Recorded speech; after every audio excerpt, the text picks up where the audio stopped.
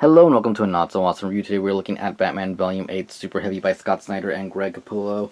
And these two other guys who I'm assuming did the backup story, or maybe they... No, it's gotta be the backup story. For a second I was thinking maybe they did the sneak peek, but no, it's the same art style, so it's gotta be Scott Snyder and Greg Capullo. Unless somebody copied their style, in which case they did a good job, but I'm pretty sure they didn't.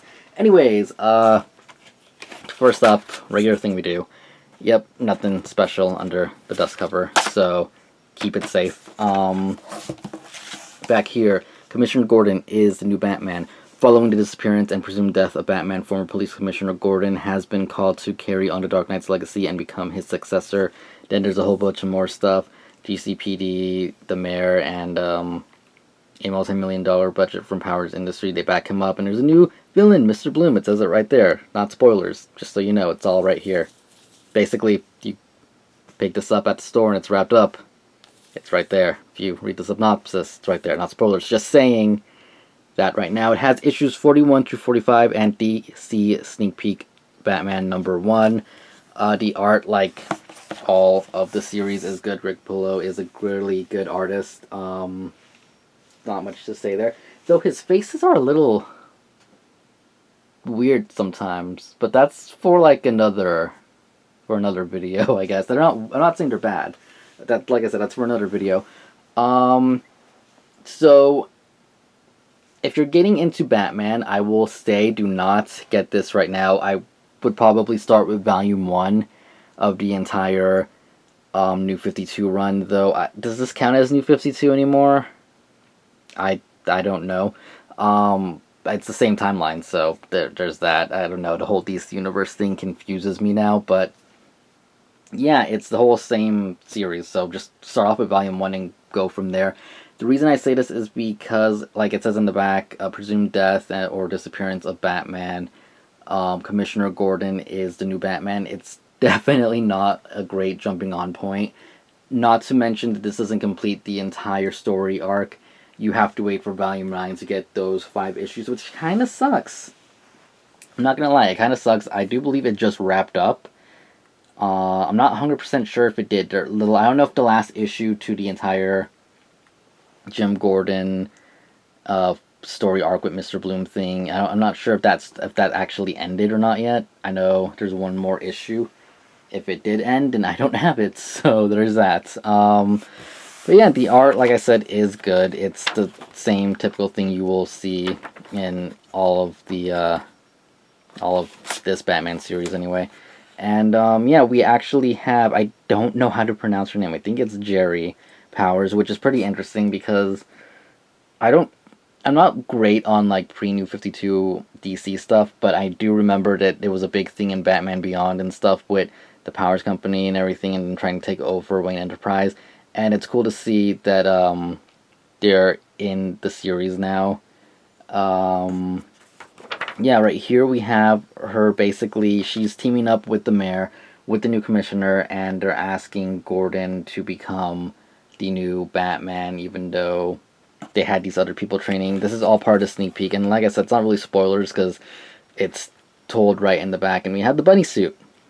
They actually call it. Well, I mean, they don't call it that, but they do reference the fact that it does not look like a bat and it looks like a bunny, which is funny because that's what everybody I know said when they first saw this suit as the thing coming up. And sorry for the glare, that's other lighting, not the main lighting I'm using. Yeah, so we kind of get like a back and forth between Gordon's first kind of takedown, at least it seems like the first takedown we get to see with him as Batman, and him kind of being chosen and then all that stuff. So, you know, him deciding to become Batman. He is definitely different looking. He does not look like this anymore. He shaved the mustache, got rid of the glasses, did his hair all, I guess, navy is what he called it. He does have his own suit, which you can see here. And it's not that bad of a suit. It's really, it's cool.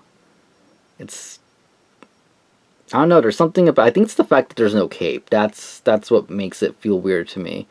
But yeah, I don't want to get into too much detail with like anything but spoilers. There is I'm assuming this is the backup story from this arc, but if I'm wrong, you know, go ahead and correct me if you want. So there is a backup story that's included at the right, I guess you could say, pace, so that you read it, and then the issue after that, like it ties in, it explains a lot actually, and it was really good. The narration on it is different. It's not anybody particular. It's more like just a narration going on, which is really different because usually it's somebody's inner monologue. This does include Batman himself because this story takes place not too long after 0 Year, so there is a little bit of old classic Batman right there. We get a lot of sketches in the back here if you are one of the people who are like into looking at all that stuff, and variant covers in the back, which is cool. This tech thing, which actually, if you had gone to Barnes & Noble during Batman Day, probably some other places, but I know Barnes & Noble for sure, they were giving out like a mini poster of this, which I do have. So that's cool. Yeah, now, the story, basically, there's this villain, Mr. Bloom, and I don't want to give out too much, but basically he's kind of behind some stuff.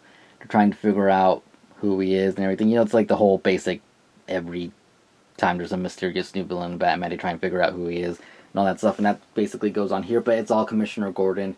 He's trained, but he's not perfect. They show that he's still not used to working on his own, and one thing to note here is that he works, like it said in the back, he works with the GCPD, he works with the government, so he's a paid employee.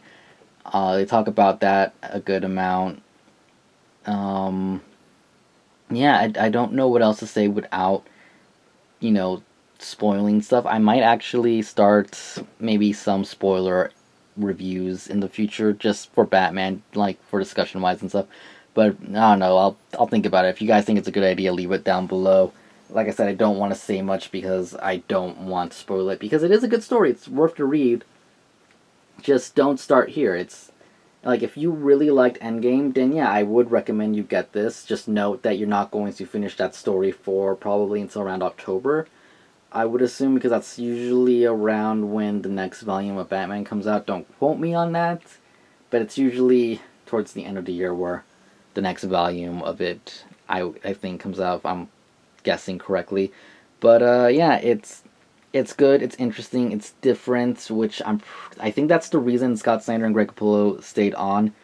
If you didn't know, a lot of the writers and artists got split up after the 40s on the DC thing. A lot of new people took over for different series, and Batgirl was one of them. I don't know if Green Lantern was one of them, but I think one of the Superman ones changed everything. They actually made a big deal about the artist who was taking over that, I think. And yeah, they actually stayed on. I don't know if they were asked to stay on, but I know they stayed on. One of the things I read a while ago was that it's because they were allowed to do what they wanted to do with the story. And yeah, there's really not much else to say other than I do recommend it. I would give it a 4 out of 5. Yeah, but definitely not for first time readers. And if you haven't read Endgame, definitely read Endgame before this. If you like read Batman, you haven't read it for a while or anything, I do recommend you read Endgame, especially if you want to read this. It's a good explanation of how it gets to this. If you don't want to and you just want to get into this, go ahead.